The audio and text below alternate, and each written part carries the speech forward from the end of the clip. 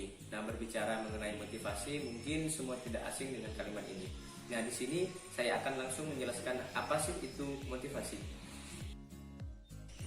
Nah, sebelum kita lanjut ke materi, ada satu hal yang harus kita ketahui, yaitu mengapa sih kita perlu motivasi?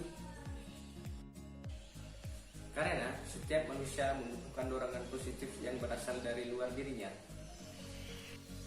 sehingga dia bisa menyadari keberadaan dan potensi yang dimiliki dirinya sendiri.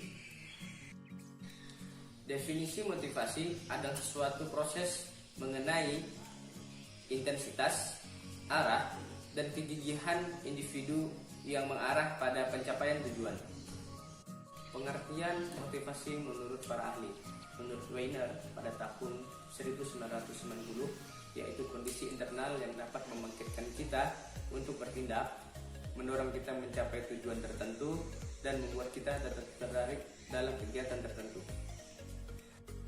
Menurut Uno pada tahun 2007, yaitu dorongan internal dan eksternal dalam diri seseorang yang diindikasikan dengan adanya hasrat dan minat, dorongan dan kebutuhan, harapan dan cita-cita, penghargaan dan penghormatan.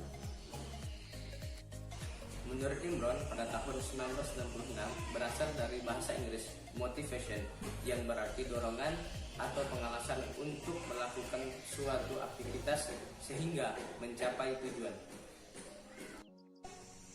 Menurut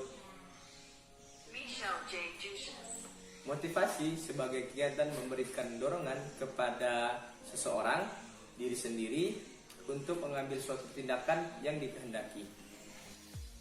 Nah, jadi dapat disimpulkan bahwa motivasi adalah suatu gejala psikologis dalam bentuk dorongan yang timbul pada diri seseorang secara sadar untuk melakukan suatu tindakan dengan tujuan tertentu.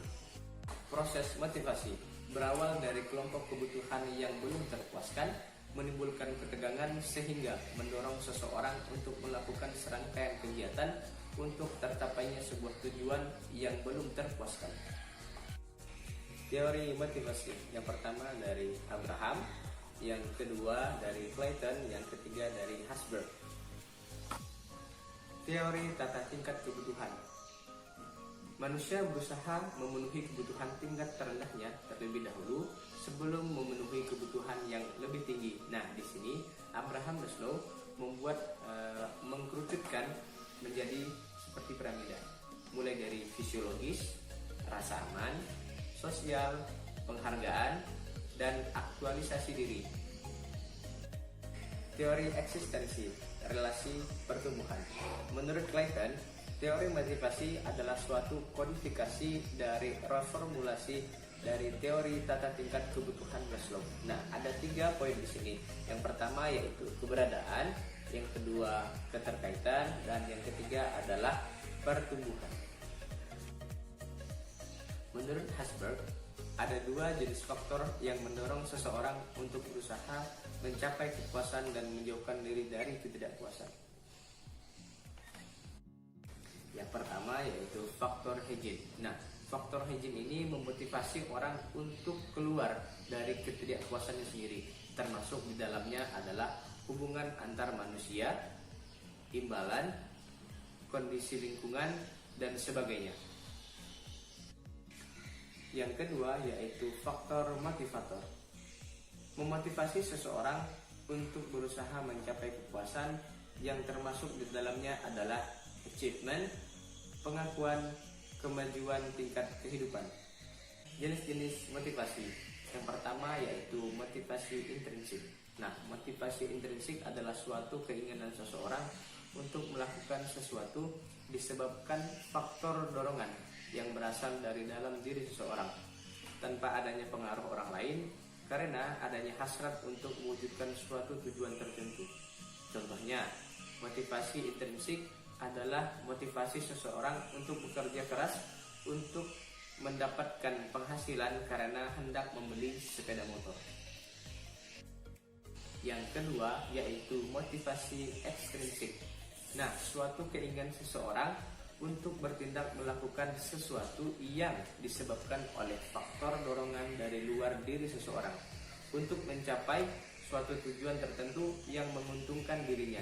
Nah, contohnya Motivasi ekstrinsik adalah seorang pegawai yang termotivasi untuk bekerja lebih keras karena adanya peluang untuk meningkatkan karir sebagai pegawai yang berprestasi. Dimensi motivasi di sini ada 3 ya. Yang pertama yaitu kebutuhan, yang kedua dorongan, yang ketiga tujuan. Kebutuhan timbul dari diri individu apabila si individu merasa adanya kekurangan dalam dirinya sendiri.